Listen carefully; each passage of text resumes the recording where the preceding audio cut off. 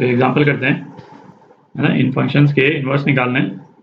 पहला फंक्शन क्या दे रखा है अपने को, फ्रैक्शनल पार्ट फंक्शन दे रखा है। तो फ्रैक्शनल पार्ट फंक्शन जो है वो किस तरह से डिफाइंड होता था, x minus greatest integer function, ठीक है। और उसको अपन इस तरह से डिनोट करते थे।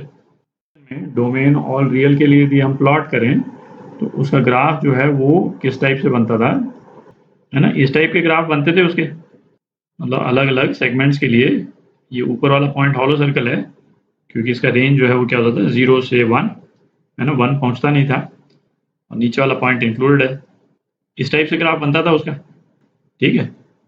ग्राफ जो है वो क्लियरली मैन्यूअन फंक्शन है ना। हॉरिजॉन्टल लाइन हम बनाएंगे तो कई पॉइंट्स पे कट कर देगी इस ग्राफ को। तो इस मैन्यूअन फंक्शन को 1 1 ऑन 2 बनाने के लिए, है ना, ताकि ये इसका इन्वर्स एग्जिस्ट कर सके, हमने इस ग्राफ का एक छोटा सा पोर्शन लिया है। और इस वाले पोर्शन में ये वाला फंक्शन जो है वो 1 1 ऑन 2 फंक्शन है, ठीक है। तो केवल ये वाला पोर्शन बनाते हैं जरा। ये 4 और 5 के बीच में है ना, डोमेन इसकी। तो 4 पॉइंट ये, और ये 5 वाला पॉइंट, है ना, इंक्लूडेड नहीं है। और ये वाला पॉइंट क्या हो जाएगा, 1, ठीक है। और ये 0 से 1 तक जा रहा है, 1 इंक्लूडेड नहीं है, ठीक है। तो इस वाले पोर्शन के लिए ग्राफ जो है केवल इस टाइप का बन गया, ठीक है। और दिख ही रहा है ना, 1 1 ऑन 2 फंक्शन है। अच्छा, ये ग्राफ जो है वो कितना एंगल बनाता है, यहाँ पे 45 डिग्री एंगल बनाता है। तो स्लोप जो है इस ग्राफ का क्या हो गया, 1 हो गया, m इज इक्वल टू 1। तो ये जो लाइन सेगमेंट है इसकी इक्वेशन यदि हम लिखें तो ये लाइन जो है वो 0.400 से पास कर रही, ठीक है। तो point slope form y minus y1 is equal to m into x minus x1, है ना। इसको अपन यूज कर सकते हैं। तो y माइनस y1, है ना, 40 पॉइंट यूज कर रहे हैं अपन, y1 0 है, स्लोप क्या है 1 है, और x माइनस 4। ये इक्वेशन है इसकी, इस वाली लाइन की, ठीक है। तो अब इस वाले ग्राफ का इन्वर्स हमको बनाना है। तो जहाँ पे भी y है वहाँ x कर देते हैं, और जहाँ x है वहाँ पे y, ठीक है। y को आइसोलेट कर लेंगे तो क्या आ जाएगा, x प्लस 4, ठीक। फंक्शन का इन्वर्स हो गया, और इस फंक्शन का डोमेन और रेंज भी हमको बताना पड़ेगा। तो ये फंक्शन किन वैल्यूज़ पे डिफाइंड है ना, बिल्कुल रिवर्स हो जाता है। ये डोमेन हो जाएगा और ये रेंज, है ना, इस तरह से डिफाइंड है एफ इनवर्स। तो ये डिफाइंड हो गया 0 to 1 से लेकर 4 to 5, ठीक है। तो ऑब्वियसली, है ना, ये डायग्राम जो है स्केल पे नहीं है, पर ये इनवर्स फंक्शन को यदि हम ड्रॉ करेंगे तो कुछ इस टाइप से ड्रॉ हो जाएगा ही, है ना। x इज इक्वल टू 0 पे इसकी वैल्यू क्या है, 4 है, और इस लाइन का स्लोप जो है वो, है ना, 1 है, मतलब ये भी एंगल 45 डिग्री बना रहा है। तो ये कुछ इस टाइप का बन जाएगा, ठीक है। और ये दिख ही रहा है कि y is equal to x वाली लाइन जो है उस पर रिफ्लेक्शन है, दिख रहा है।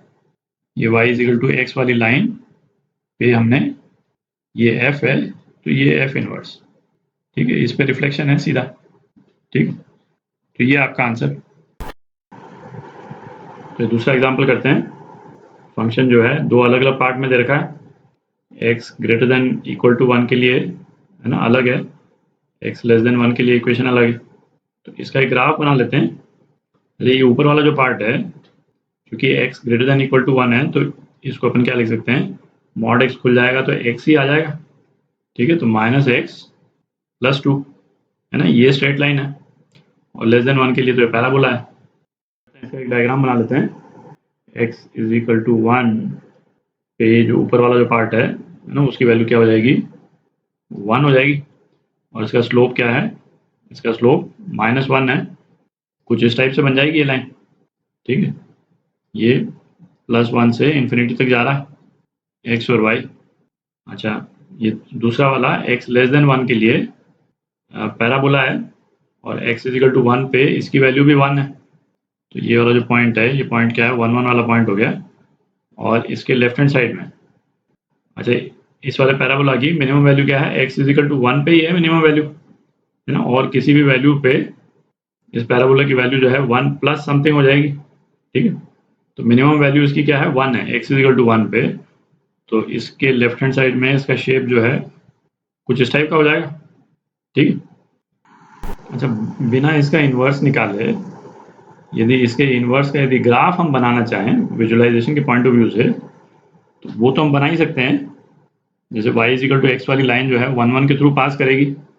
ठीक है, ये y इजिकल टू एक्स, और इस पे जो रिफ्लेक्शन होगा वो इन्वर्स का ग्राफ होगा। तो इन्वर्स का ग्राफ जो है मैं ग्रीन में बना देता हूँ। तो ये वाली जो स्ट्रेट लाइन है इसका रिफ्लेक्शन तो कुछ इस टाइप से आ जाएगा। ठीक है, और ये जो कर्व वाला पोर्शन है इसका रिफ्लेक्शन जो है वो कुछ इस टाइप से आ जाएगा। आप देख रहे हैं, इन्वर्स के ग्राफ को विजुलाइज करने से एक फायदा हो जाता है। कई बार क्या इन्वर्स निकालते टाइम यदि अपने पास में ऑप्शंस आ जाए, है ना, एक से ज़्यादा ऑप्शन, और फिर हमको चूज करना हो, क्योंकि किसी भी फंक्शन का इन्वर्स तो एक ही होता है, यूनिक होता है, अपने को मालूम। ठीक है, और अपने पास में 2 ऑप्शन यदि आ जाएं तो 2 में से किसी एक ऑप्शन को चूज करने में ईजी हो जाता है। ठीक है, यदि अपन ग्राफ को यदि विजुलाइज कर लें तो अब निकालते हैं इसको। तो जो ऊपर वाला पोर्शन है y इजिकल टू -x + 2। अच्छा, और ये फंक्शन f जो है इसका डोमेन और रेंज जो है वो क्या होगा? डोमेन है 1 से लेकर इन्फिनिटी। ठीक है, और इसकी रेंज क्या है? इसकी रेंज है -इन्फिनिटी से लेकर के +1। ठीक है, तो और ये निकाल लेना इसलिए जरूरी है क्योंकि हमको f इनवर्स का डोमेन और रेंज जो है ना वो क्या हो जाएगा, इसका रिवर्स हो जाएगा। f इनवर्स जो है वो यहाँ से यहाँ डिफाइंड है।